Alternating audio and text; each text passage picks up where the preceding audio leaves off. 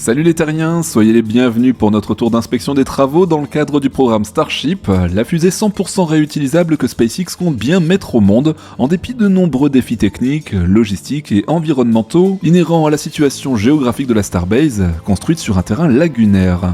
D'ailleurs, vous verrez au programme de ce soir que SpaceX a récemment demandé l'aide de l'État du Texas afin d'optimiser l'accès à ces différents sites. Nous reviendrons là-dessus lors de notre visite du site de lancement. Et vous verrez également que la ferme à Ergol, avec ses réservoirs verticaux, on en parlait d'ailleurs samedi soir dernier, est bien en train de disparaître, en tout cas sous cette forme.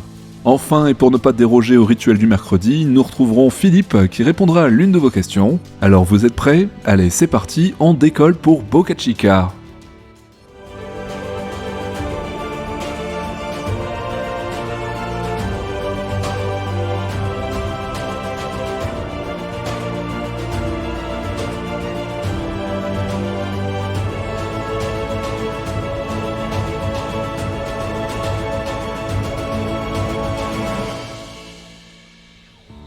Et pour commencer tout en douceur ce tour d'inspection, avant de nous creuser les méninges sur tel ou tel problème technique, allons voir un petit peu ce que fait le PDG de SpaceX quand il ne travaille pas.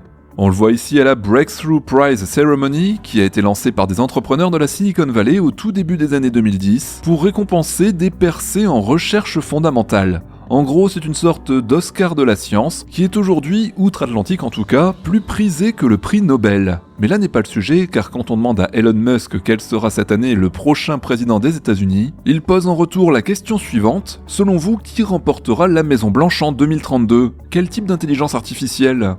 Et oui, que voulez-vous, aux surprises, Elon Musk fait du Elon Musk et envisage forcément les choses sous un autre angle. La question serait de savoir si Elon Musk prendra un jour le pouvoir aux États-Unis à l'aide de son intelligence artificielle développée sur sa plateforme X, qu'il a baptisée Grok. Un pur délire, dites-vous ? Bon, en attendant, le fondateur de SpaceX ne perd pas son temps et loue régulièrement les différents outils technologiques qu'il a dans sa besace, afin qui sait de les vendre à certains pays en quête de second souffle, à l'image de cette rencontre singulière avec le président argentin qui est venu lui rendre visite dans l'une des usines Tesla au Texas. Les deux hommes se sont alors pris en photo, les deux pouces en l'air, pour ce qu'ils ont alors appelé un futur enthousiasmant. Bon, quand un homme politique extrême s'associe avec un autre homme extrêmement riche, je sais pas si on peut vraiment parler d'enthousiasme. En tout cas, sur ce qui nous intéresse ici sur cette chaîne, je sais ô combien de l'enthousiasme vous n'en manquez pas, vous les inspecteurs des travaux de la Starbase qui ne comptez ni votre temps ni votre énergie pour surveiller de près les différents travaux en cours à Boca Chica. Allez, elle est pas mal cette transition, non ? Bon, laissons le PDG de SpaceX à sa communication et allons voir les petites mains et les cerveaux qui s'activent sur le site de lancement pour créer cette fameuse fusée surpuissante et 100% réutilisable, censée nous propulser ad astra vers les étoiles. On commence cette semaine avec les exigences de SpaceX qui se font de plus en plus pressantes à l'image de son développement à Boca Chica auprès des autorités compétentes de l'État du Texas. Je m'explique.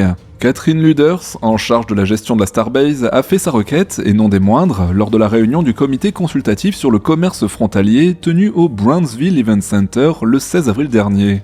En effet, concernant la démographie croissante du village de SpaceX, des infrastructures qui se développent à une vitesse folle, et dans l'optique de construire un second pas de tir, la gestionnaire de la Starbase a demandé à l'État de bien vouloir élargir la Highway 4, l'autoroute numéro 4, en lui octroyant 2 voies supplémentaires, soit au total 4 voies de circulation, afin de pouvoir juguler le trafic de plus en plus crucial pour son entreprise, et assurer ainsi une bonne desserte de ces différents sites de la Starbase. Elle fait remarquer au passage que cette autoroute SH4, State Highway 4, c'est le seul et unique accès qui existe pour se rendre à Boca Chica, et que l'augmentation de ces voies praticables est donc absolument nécessaire pour la survie des activités de l'entreprise.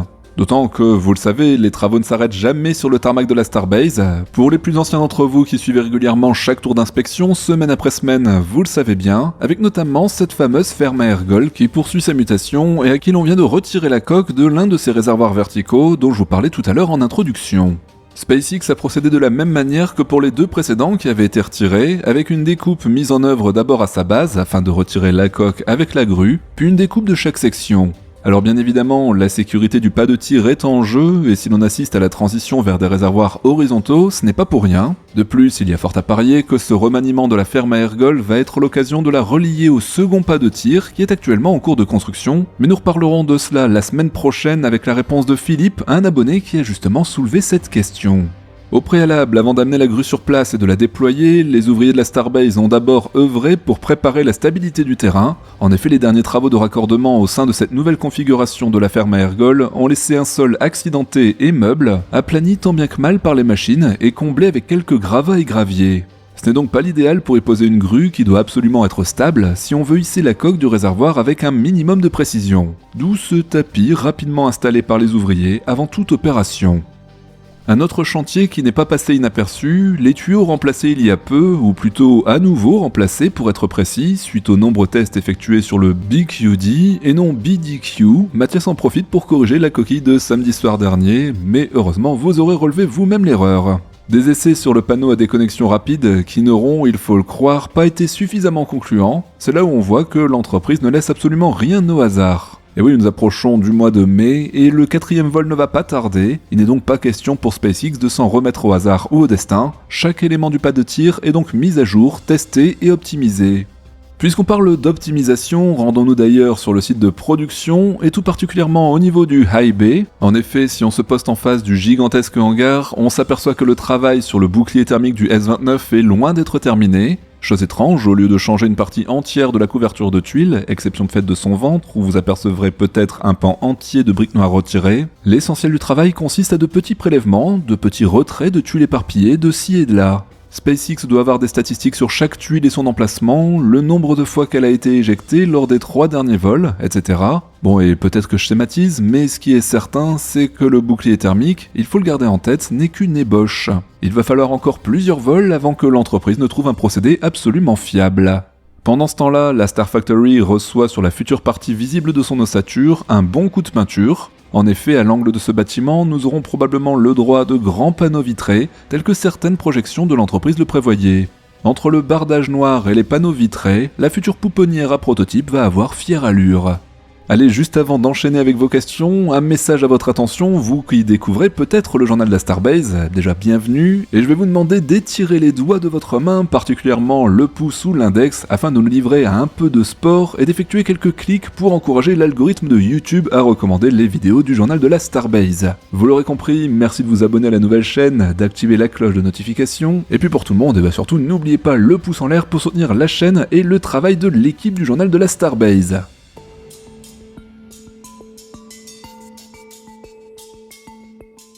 Allez, passons maintenant à notre rendez-vous du mercredi. Je veux bien sûr parler de vos questions et remarques auxquelles Philippe Ribert répond volontiers chaque semaine. Aujourd'hui, nous avons choisi la longue question de Thomas. Allez, je prends mon souffle. Est-ce que je me trompe en disant que les contraintes mécaniques qui sollicitent la structure du vaisseau sont d'autant plus importantes à cause de la force d'attraction aggravée par la force G qui se produit au moment du décollage et qui perdure jusqu'à la sortie de la zone d'attraction terrestre? Car le système d'accroche de la porte pourrait tenir compte de ces deux phénomènes qui disparaissent presque complètement au moment où la porte est amenée à s'ouvrir pour laisser sortir sa cargaison.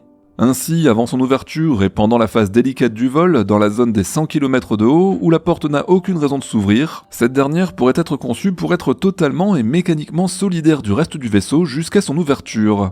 Cette ouverture ne serait donc pas conçue comme un espèce de simple couvercle de casserole, mais plus comme un couvercle de cocotte minute bien plus élaboré que son pendant d'ustensile de cuisine.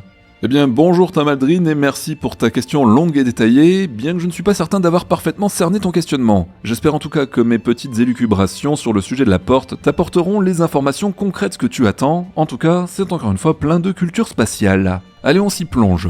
Pour tout le monde ou presque, une fusée ressemble à un long crayon terminé à son sommet par une ogive. Élégante ou pas, cela n'a pas d'incidence sur son fonctionnement. Cette partie haute du vaisseau abrite la charge marchande utile bien cachée sous son capotage aérodynamique, car il s'agit bien de cela en fait, un accessoire qui va protéger le fragile satellite d'une exposition trop directe à l'écoulement de l'air ambiant.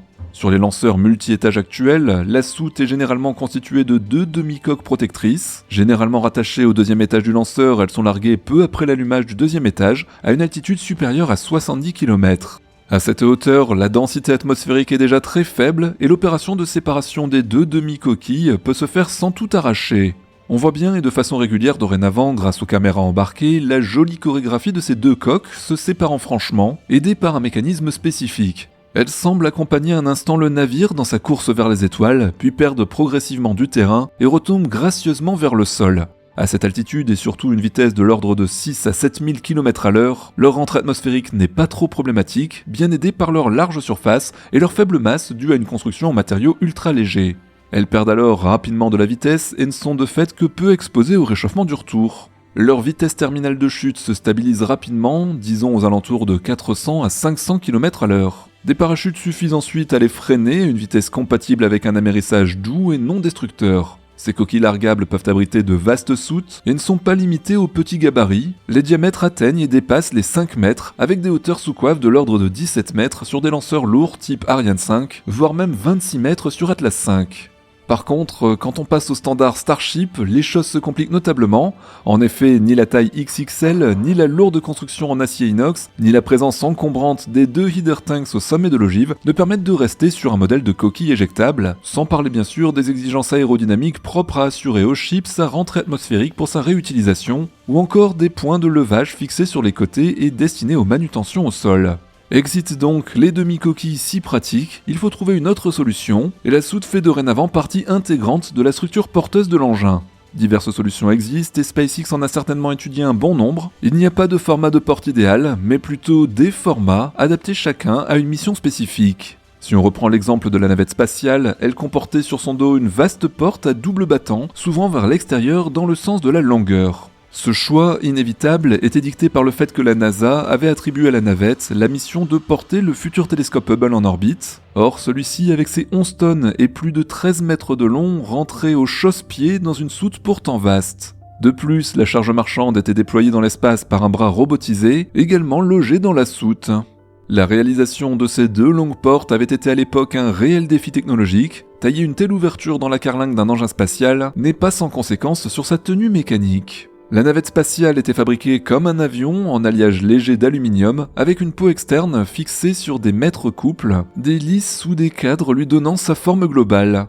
Sous la peau ou paroi de la coque étaient logés tous les circuits électriques, hydrauliques, mécanismes et autres réservoirs d'ergols et moteurs. Elle intégrait également une deuxième enceinte interne indépendante, pressurisée, qui accueillait l'équipage, tandis que de son côté, notre Starship ne s'encombre pas de tant de complexité. Il faut plutôt le voir comme une superposition de 3 réservoirs, un pour l'oxygène, un autre pour le méthane et un troisième, vide, utilisé en tant que volume utile. 3 réservoirs dont la paroi sert également de coque à l'engin. Allez hop, d'une pierre 2 coups quand on vous dit que best part is no part.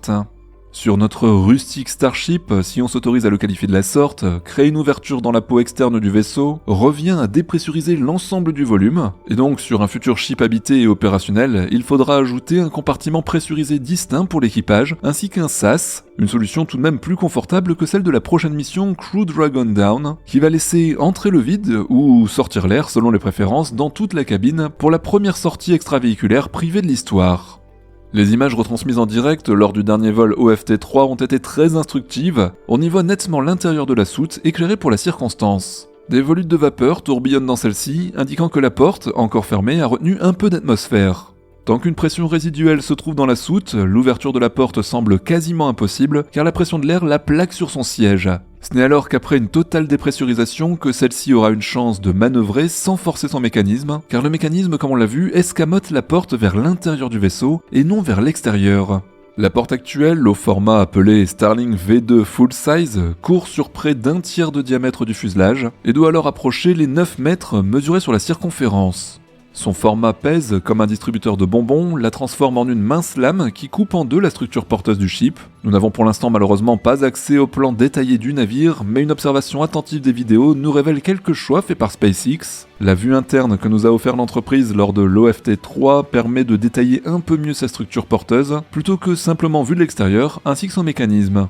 À première vue, cette porte apparaît plutôt légère, assez peu renforcée, le choix de la légèreté a apparemment été fait ici. Il y a peu de raidisseurs, une bordure mince, la porte s'escamote vers le haut selon une trajectoire courbe donnée par un mécanisme d'articulation à parallélogramme déformable. 2 dispositifs sont visibles, espacés d'environ 4 mètres et mus par des actionneurs à vérin électrique. L'ensemble paraît d'ailleurs plutôt fragile, rapporté à la surface tout de même importante de la porte. En position fermée, celle-ci semble simplement bloquée sur sa partie basse par une série d'encoches qui la maintiennent en position sans véritable dispositif à verrouillage multiple. Bon, il faudrait ici d'autres images pour compléter l'analyse. Quant à sa partie haute, il n'y a apparemment que les 2 mécanismes d'articulation sans autre verrou visible. De ça, on peut déduire que dans sa définition actuelle, cette porte ne participe probablement pas ou peu à la rigidité du vaisseau en position fermée. C'est pour cela que de nombreuses plaques soudées en surépaisseur ont été ajoutées sur la peau externe en inox des chips aux extrémités de la découpe de l'ouverture. Fabriquée et dimensionnée ainsi, cette porte n'est probablement pas non plus totalement étanche à l'air, ce qui n'est pas gênant pour une soute inhabitée. D'ailleurs, lors du vol OFT-3, on a pu observer un retard à l'ouverture, comme si elle était encore plaquée sur son assise par le reliquat de pression interne. Elle a ensuite bougé d'un seul coup, comme libérée d'un blocage, le mécanisme ayant réussi à vaincre la force qui la maintenait fermée. De ce fait, on peut la classer dans la famille des obturateurs autoclaves, c'est-à-dire des couvercles qui sont placés en position fermée par la pression. Du coup Thomas, oui, l'image du couvercle d'un autocuiseur que tu utilises dans ta question est pertinente, mais le principe du couvercle autoclave n'est plus autorisé aujourd'hui sur les produits grand public. En effet, par principe, plus la pression monte dans la marmite, plus le couvercle qui s'escamote vers l'intérieur se trouve plaqué sur son joint d'étanchéité, mais ce dispositif ne va pas dans le sens de la sécurité, car en cas de trop forte montée en température, c'est toute la marmite qui explose si les soupapes de sécurité n'ont pas fonctionné. Trop étanche donc, c'est un comble. Nous avons vu sur d'anciens prototypes photographiés sur le site de production de Boca Chica de nombreuses formes différentes de découpe, chacune correspondant à une idée ou à un besoin particulier. La participation plus ou moins convaincante de la porte à la rigidité globale du Starship sera fonction du format de celle-ci. De taille petite à moyenne, elle pourra se baser sur le principe autoclave en s'ouvrant vers l'intérieur, qui est mécaniquement la meilleure solution pour une porte de SAS. Par contre, beaucoup plus grande et large, comme celle qui équipera une possible future version cargo du vaisseau, elle s'ouvrira forcément vers l'extérieur et devra participer davantage en position fermée à la rigidité globale de l'ensemble de la structure. Et oui, n'oublions pas que c'est l'ogive du vaisseau qui, lors du célèbre Max-Q, vient s'écraser le nez sur une atmosphère rebelle. Le haut du Starship doit donc, de façon un peu contre-intuitive, être plus résistant et solide et pas simplement joli. Il est très probable que suite à ce premier essai d'ouverture en vol, SpaceX modifie sensiblement sa première version de porte qui n'a peut-être pas coché toutes les bonnes cases. Si l'on songe aux récents incidents ayant mené à des arrachements de portes sur des avions de ligne en plein vol, on comprend rapidement l'intérêt d'étudier des solutions mécaniques irréprochables si on souhaite éviter le drame. Sur de futurs vaisseaux habités, la fiabilité des mécanismes des différentes portes et ouvertures sera un enjeu majeur, car une porte qui refuserait de se refermer avant le grand retour sur Terre signifierait certainement une fin tragique pour la mission. Hélas, plus les portes seront grandes et plus le problème sera délicat à traiter, car de larges panneaux mobiles rendront plus difficile leur intégration mécanique à la structure porteuse de l'engin. Mais il faudra bien résoudre ce problème si on veut voir nos futurs Starship XXL larguer dans les étoiles le prochain remplaçant du fameux James Webb Telescope, qui sera certainement encore plus grand que son déjà illustre prédécesseur. Voilà les terriens, encore une fois un grand merci d'être de plus en plus nombreux à nous rejoindre dans cette aventure du programme Starship. Nous sommes déjà plus de 30 000 abonnés sur cette nouvelle chaîne du Journal de l'Espace, alors n'hésitez pas à la faire découvrir autour de vous, à participer en commentaire, soit en postant vos questions ou remarques, et surtout n'oubliez pas de vous abonner, c'est gratuit, d'activer la cloche de notification, ça l'est tout autant, et bien sûr de faire briller ce pouce en l'air de YouTube. Allez, je vous souhaite une bonne fin de semaine. Quant à nous, on se retrouve vendredi sur le Journal de l'Espace afin de faire un tour d'horizon de l'actualité spatiale de la semaine. À très bientôt les terriens.